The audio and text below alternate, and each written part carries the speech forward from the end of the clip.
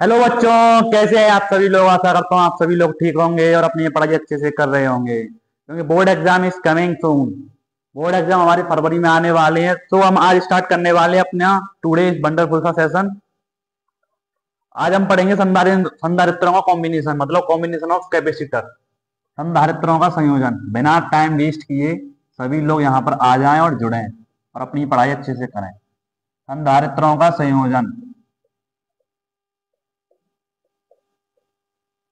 संधारित्रों का संयोजन English means combination combination of capacitor. Capacitor means in village language condenser. संधारित्रों का संयोजन।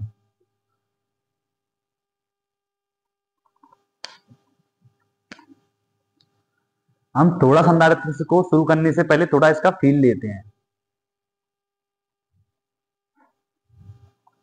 संधारित्र को शुरू करने से पहले इसका थोड़ा फील लेते हैं। जैसे कि हम मार्केट गए, हम दुकानदार से कह रहे हैं आगे कि भाई हमें 4 माइक्रो फैरड, 4 माइक्रो मतलब 2 माइक्रो फैरड। जो बाजार में है वो तो ये 4 माइक्रो फैरड और 2 माइक्रो फैरड के कंडेंसर उपलब्ध हैं, बट जो हम मांग रहे हैं उससे हम कह रहे हैं उससे कि 2 माइक्रो फैरड और 6 माइक्रो फैरड का वो दे दे हमें कंडेंसर। तो उसने कहा ये तो उपलब्ध नहीं है। आप इन्हें कॉम्बिनेशन भी कर सकते हैं संधारित्र, मतलब इनको आप जोड़ भी सकते हैं, तब भी आप बना सकते हैं मतलब संधारित्र। ठीक है, तो उसी बात पर हम चर्चा करने वाले हैं आज, संधारित्रों का कॉम्बिनेशन। ये तो उपलब्ध है, ये तो मार्केट में उपलब्ध है, बट ये वांछित हैं। ये वांछित संधारित्र हैं। वांछित मतलब उपलब्ध नहीं है।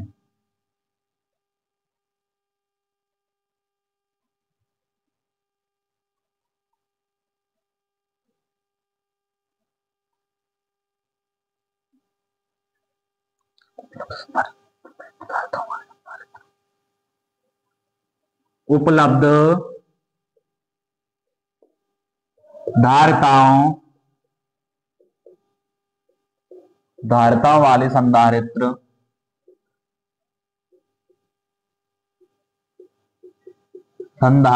को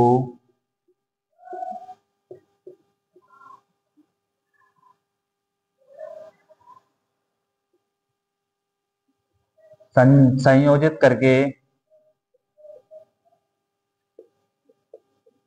वांछित संधारित्र के रूप में बनाया जाता है। के रूप में बनाया जाता है। हाँ भाई सुन लो, ये बोर्ड के जरिए से 5 नंबर में इसमें से क्वेश्चन फिक्स है। या तो डेरिवेशन आएगा या फिर 5 नंबर का एक न्यूमेरिकल बनेगा। फिक्स है, निकलो इस बात को, नोट कर लो किसी कोरे से पेज पर। फिक्स है इसमें से क्वेश्चन 5 नंबर में, या न्यूमेरिकल आएगा या डेरिवेशन आएगा, बनाया जाता है। मुख्यतः संधारित्र 3 प्रकार के होते हैं, इस बात को हम नोट करते हैं। मुख्यतः संधारित्र 3 प्रकार के होते हैं। 3 टाइप्स ऑफ कैपेसिटर। नंबर 1, श्रेणी क्रम। मतलब संधारित्र 3 प्रकार के नहीं होते, संधारित्रों का संयोजन। संधारित्रों का संयोजन 3 प्रकार का होता है। श्रेणी क्रम संयोजन इन सीरीज। नंबर 2, समांतर क्रम संयोजन। समांतर क्रम संयोजन। नंबर 3, मिश्रित क्रम संयोजन। मिश्रित क्रम संयोजन। हमारे बोर्ड के जरिए से, मतलब हमारे बोर्ड के टॉपिक से ये दो ही रिलेटेड हैं, ये दो ही इंपोर्टेंट हैं। ये इंपोर्टेंट नहीं है, ये बीए और बीएससी में आता है, मतलब बीएससी वाले बच्चों के लिए है ये। तो ये हमारे यूपी बोर्ड वाले बच्चों के लिए नहीं है, 12th के सिलेबस में है ही नहीं। नोट कीजिए इसे। फिर हम पहली संधारित्र के संयोजन पर चलते हैं, जिसका नाम है श्रेणी क्रम संयोजन। नोट कीजिए फास्ट। आई थिंक आप सबने नोट कर लिया होगा। भाई हम जल्दी इसलिए कर रहे हैं आज क्योंकि हमें एक अपने दोस्त की बहन की शादी में जाना है। उसका इनविटेशन आया था कुछ 10-12 दिन पहले, तो उसने बोला जरूर आना है, कन्यादान भी करके आना है। हम खा के नहीं आते, कन्यादान करके ही आते।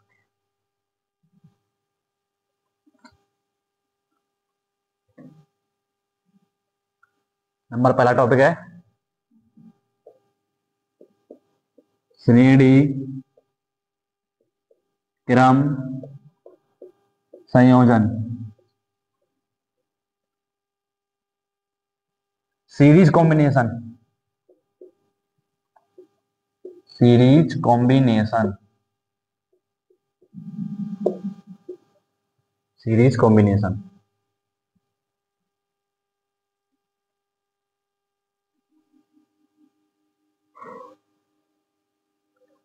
इस संयोजन में छोटी लिखते हैं इसके बारे में। इस संयोजन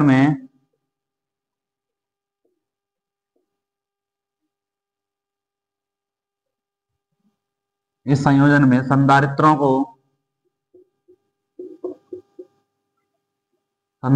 को एक के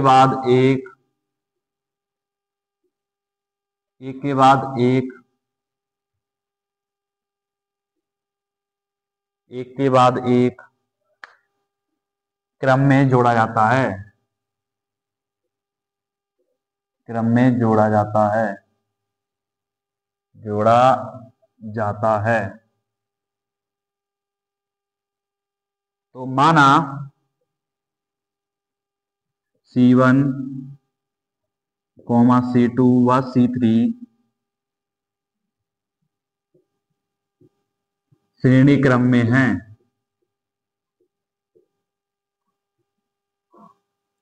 श्रेणी क्रम में है तो देखो, ये कोई कैपेसिटर है हमारे संधारित्र जो श्रेणी क्रम में जुड़े हैं, मतलब एक ही पॉइंट से जुड़े हैं, एक ही लाइन से जुड़े हैं। ये बैटरी है, ये हमारी कुंजी है जिससे मतलब बटन होती है ऑन ऑफ करने वाली। ये प्लस माइनस, ये प्लस माइनस, ये प्लस माइनस।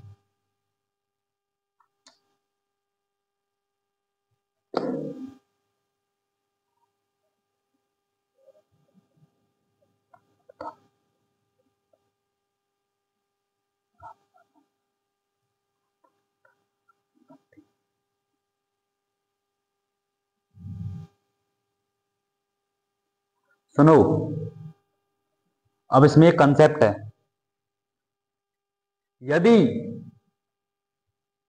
यदि ब्रांचेस, जैसे कि ब्रांचेस हैं, शाखाएं, जैसे कि शाखाएं, ये शाखाएं होती हैं, ये हम श्रेणी क्रम में मतलब समांतर क्रम में पढ़ेंगे। अगर शाखाएं नहीं बनती हैं, नहीं बढ़ती हैं, तो उन पर Q सेम रहेगा और धारा भी सेम रहेगी।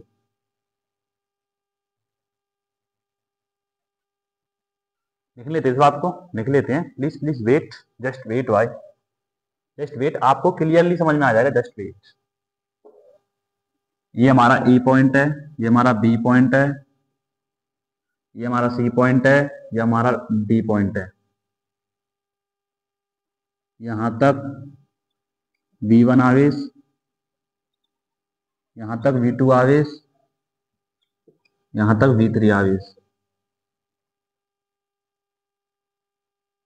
अब पॉइंट लिख लेते हैं हम। Q सेम रहेगा, Q सभी पर सेम रहेगा। C1 है, ये C2 है, ये C3 है। बट जो हमारा विभवांतर है, मतलब Q करंट, तो सेम रहेगा। बट हमारी जो विभवांतर है, पोटेंशियल डिफरेंस है, वो असमान रहेगा। Q, I सेम रहेगा, बिकॉज क्योंकि इसमें कोई भी शाखाएं नहीं बट रही हैं। शाखाएं मतलब मैंने आपको बता दिया था पहले, मतलब मिटा दिया है पिछली स्लाइड पर। जिसमें शाखाएं नहीं बट रही हैं उसमें Q और I सेम रहेंगे, बट जो हमारा विभवांतर है V वो सेम नहीं रहेगा, वो असमान रहेगा, असमान रहेगा। इन बात को नोट करें, इन पॉइंट को, बहुत मोस्ट इंपोर्टेंट पॉइंट है ये। इन पॉइंट्स को नोट करें, ये मोस्ट इंपोर्टेंट पॉइंट्स हैं, क्योंकि बोर्ड एग्जाम में कभी कभी 1 या 2 नंबर में पूछ लिया जाता है। 1 नंबर में पूछेगा ज्यादा ज्यादा, बस 2 नंबर में नहीं पूछेगा, 1 में पूछेगा तो कर लेना है।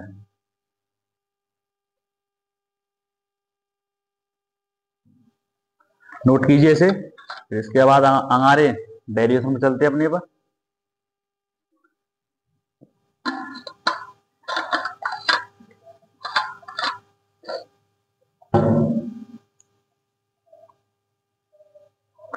श्रेणी क्रम संयोजन में संधारित्रों पर, प्रत्येक संधारित्र पर आवेश समान रहेगा, करंट समान रहेगी। क्यों? बिकॉज क्योंकि हमारी जो शाखाएं हैं वो नहीं बनती हैं इसमें, इसमें एक ही शाखा रहती है और वही तीनों कैपेसिटर को जोड़ती है।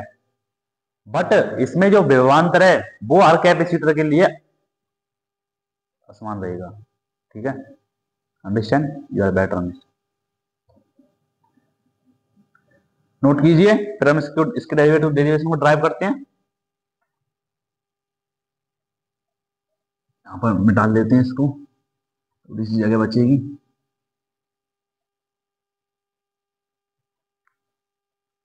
हाँ भाई, प्रथम संधारित्र के लिए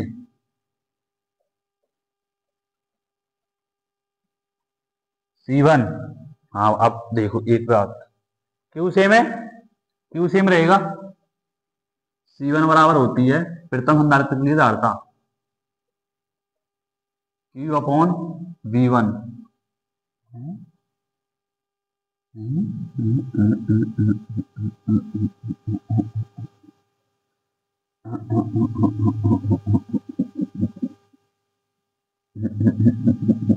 no no no no no no no, my mistake, sorry भाई, sorry, I am really sorry, please. गलती हो जाती है, गलती इंसान से होती है। प्रथम संधारित्र के लिए विभव, प्रथम संधारित्र के लिए V1 equal Q upon C1, Q same है और विभवांतर असीम, मतलब विषम है, असमान है। द्वितीय संधारित्र के लिए, द्वितीय संधारित्र के लिए जो V2 होगा Q upon C2, equation number 2। तृतीय संधारित्र के लिए, तृतीय संधारित्र के लिए जो V3 होगा वो Q अपॉन C3 होगा, इक्वेशन नंबर 3। अब तुल्य संधारित्र के लिए, तुल्य संधारित्र के लिए, तुल्य परपथ के लिए, इक्विवेलेंट तुल्य परपथ के लिए, तुल्य परपथ के लिए क्या होगा? C इक्विवेलेंट बराबर no no no no V equal Q upon C equivalent बराबर समीकरण नंबर 4। अब समीकरण 1 2 3 4 से, समीकरण 1 2 3 4 से, समीकरण 1 2 3 4 से अब विभवांतर V1 V2 V3 है। अगर हम टोटल विभवांतर निकालेंगे तो ये तीनों विभवांतर जुड़ जाएंगे, तो V equal V1 plus V2 plus V equivalent हो गया है V3। V इक्वलेंट का मान कितना है? Q अपॉन C इक्वलेंट बराबर Q upon C1 plus Q upon C2 plus Q upon C3। Q common ले लेना, C इक्वलेंट बराबर Q कॉमन आ गया 1 upon C1 plus 1 1/C2 plus 1/C3, Q से क्यू कैंसिल आउट, सी equivalent बराबर 1/C1 plus 1/C2 plus 1/C3। ये आपका formula drive हो गया। इस फॉर्मूले के डेरिवेशन को याद रखें, अपने माइंड में रखें, क्योंकि 5 नंबर में या तो डेरिवेशन आएगा, या मैं दावा दे रहा हूं, यही दावा दे रहा हूं, अगर मेरी 5 नंबर में ये क्वेश्चन नहीं फंसा, या डेरिवेशन या 5 नंबर का न्यूमेरिकल, मैं खुला चैलेंज है, पढ़ाना छोड़ दूंगा। आज से यही कह रहा हूं, 5 नंबर में आएगा भाई साहब। 85% वैसे नहीं आ गई बोर्ड में, किसी दिन लाऊंगा अपनी मार्कशीट दिखाऊंगा तुम्हें। वही एक मोटिवेशन होती है, एक मार्कशीट जिसके लिए हम दिन रात मेहनत करते हैं अपने बोर्ड एग्जाम में। और फिजिक्स जैसे सब्जेक्ट में पता है कितने नंबर है मेरे? 88 नंबर है फिजिक्स में। इसके दम पर बता रहा हूँ, क्योंकि मैंने पिछले 5 साल के पेपर सॉल्व किए हैं, तब उसके बेस पर बोल रहा हूँ कि ये इम्पोर्टेंट है। ये इम्पोर्टेंट है तो इम्पोर्टेंट है, इसे नोट कर लीजिए, याद कर लीजिए। फॉर्मूले को तो याद कर लें, मस्ट है फॉर्मूला। तो फॉर्मूला आपके डेरिवेशन में हेल्प करेगा और आपके न्यूमेरिकल में भी हेल्प करेगा। तो लिख लें, और कुछ इसके पॉइंट्स को मैं हाईलाइट करता हूं इसके बाद, क्योंकि वो पॉइंट्स भी आते हैं, उन पॉइंट्स के हिसाब से मतलब डेरिवेशन पर न्यूमेरिकल बनता है। तो इन पॉइंट को नोट करें और इस डेरिवेशन को याद रखें, मोस्ट इंपोर्टेंट डेरिवेशन है। इसके बाद एक और डेरिवेशन है, वो भी इंपॉर्टेंट है। इन दोनों में से एक डेरिवेशन आएगा या फिर एक न्यूमेरिकल आएगा 5 नंबर में। फिजिक्स जैसे सब्जेक्ट में 5 नंबर बहुत हैं, बहुत ज्यादा। और पहले चैप्टर मैंने आपको बताया था गॉस की प्रमेय। गॉस की प्रमेय के तीनों अनुप्रयोग इतने इंपॉर्टेंट हैं कि एग्जामिनर उन्हें 100% डालेगा, क्योंकि उसके पास कोई दूसरा ऑप्शन नहीं है। या तो निरक्षीय अच्छी स्थिति डालेगा, या फिर गॉस की प्रमेय का अनुप्रयोग डालेगा। नोट करें इसे। तो आगे चलते हैं, कुछ स्पेशल पॉइंट्स हैं उनको हाईलाइट करते हैं। आई थिंक आप सबने नोट कर लिया होगा। मेरी बात को याद रखें, मुझको फॉलो करते चले बस। आपका फिजिक्स में बेड़ा पार करा देंगे अगर मुझको फॉलो कर लिया एग्जाम पर। किसी की बात है मत सुनो, कोई कुछ कह रहा है कहने दो, बस मुझे फॉलो कर लो, क्योंकि भाई हम टॉपर हैं और टॉपर बनाएंगे। स्कूल टॉपर है भाई, गंगाराम एस श्री पन्नालाल एसपीएल का टॉपर, क्लास 12th का विकास ठाकुर, आई मीन मैं विकास ठाकुर, जिसकी परसेंटेज है 85। 12th में फिजिक्स में नंबर है 88, मैथ में है 91, इंग्लिश में है 80, केमिस्ट्री में है 95 और हिंदी में है 90। हिंदी में है 83। नोट ऐड कर लेना, परसेंटेज 85 यार, उसके अप्रोक्स ही बैठेगी। इसे एसपीएल का टॉपर हूँ भाई, ऐसे नहीं पढ़ा रहा हूँ, अपने पास में कुछ नॉलेज है तभी तो पढ़ा रहा हूँ। तो अरे कोई आगे पढ़ा ले, इतना दम थोड़ी ना हर किसी में।